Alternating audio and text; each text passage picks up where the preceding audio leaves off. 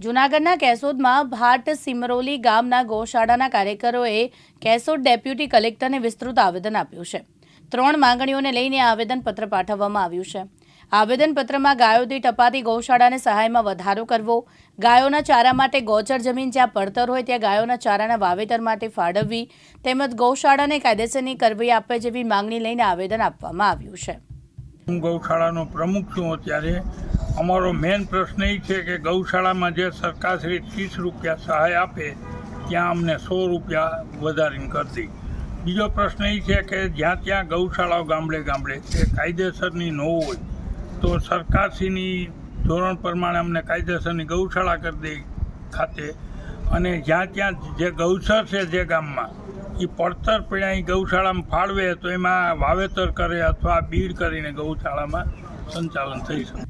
પ્રકાશ દવે સાથે યજ્ઞેશ ભટ્ટ, દિવ્યાંગ ન્યૂઝ, જૂનાગઢ।